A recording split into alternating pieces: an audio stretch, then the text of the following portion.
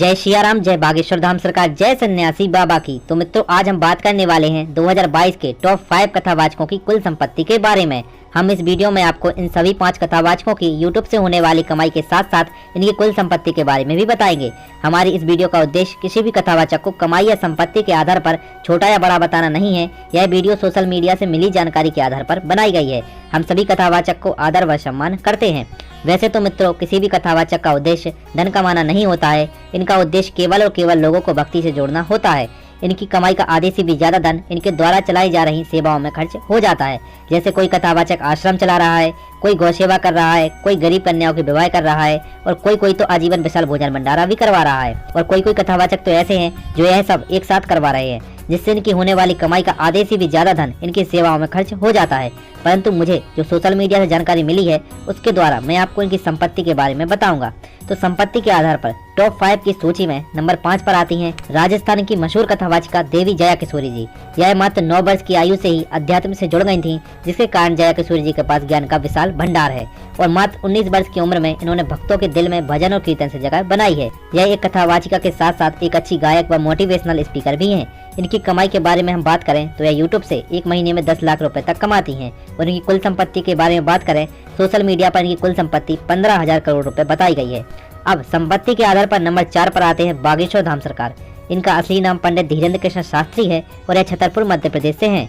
इन्होंने स्कूली शिक्षा के साथ साथ स्नातक भी पास किया है। इनके देश में ही नहीं बल्कि विदेशों में भी लोग इनके दीवाने हैं। इनकी बुंदेली बोली लोगों के हृदय को स्पर्श करती है। अगर हम इनकी यूट्यूब से होने वाली एक महीने की कमाई के बारे में बात करें तो यह यूट्यूब से हर महीने 40 लाख रुपए तक कमाते हैं। और सोशल मीडिया से प्राप्त कुल संपत्ति की जानकारी के बारे में बात करें तो इनके पास 25 से 30 हजार करोड़ की संपत्ति है। अब संपत्ति के आधार पर नंबर 3 पर आते हैं सीहोर मध्य प्रदेश के रहने वाले बेहद मशहूर शिव पुराण कथावाचक पंडित प्रदीप मिश्रा जी सीहोर वाले। इनका उपनाम रघुराम है। इन्होंने पढ़ाई में स्नातक पास किया है और इनकी कथा में बताए गए उपायों करके लोगों को बेहद फायदा हो रहा है, जिसके कारण भक्त दिन प्रतिदिन बढ़ते जा रहे हैं। इनके यूट्यूब से हर महीने 30 लाख रुपए तक की कमाई हो जाती है। और इनकी कुल संपत्ति के बारे में बात करें तो इनकी कुल संपत्ति 33,000 करोड़ की है। अब इस टॉप 5 की सूची में नंबर 2 पर आते हैं वृंदावन के मशहूर कथावाचक श्री देवकीनंदन ठाकुर जी महाराज। इन्होंने मात्र 13 वर्ष की आयु में भागवत पुराण को कंठस्थ कर लिया था। इनको 2015 में यूपी रत्न से विभूषित भी किया जा चुका है। इनको बागेश्वर धाम सरकार यानी पंडित धीरेन्द्र कृष्ण शास्त्री जी का बड़ा भाई भी कहा जाता है। इनके यूट्यूब से एक महीने में होने वाली कमाई के बारे में बात करें तो यह हर महीने यूट्यूब से 22 लाख रुपए तक कमाते हैं और इनकी कुल संपत्ति 36,000 करोड़ की है। तो मित्रों, अब इस टॉप 5 की सूची में नंबर 1 पर आते हैं वृंदावन के बेहद मशहूर कथावाचक परम पूज्य श्री अनिरुद्धाचार्य जी महाराज। इनका जन्म मध्य प्रदेश के जबलपुर में हुआ था और इन्होंने बाल उम्र में ही हनुमान चालीसा को कंठस्थ कर लिया था। और स्कूली शिक्षा के उपरांत महाराज श्री वृंदावन चले गए थे। महाराज श्री का गौरी गोपाल आश्रम भी है, जिसमें 200 से भी ज्यादा वृद्ध माताएं हैं।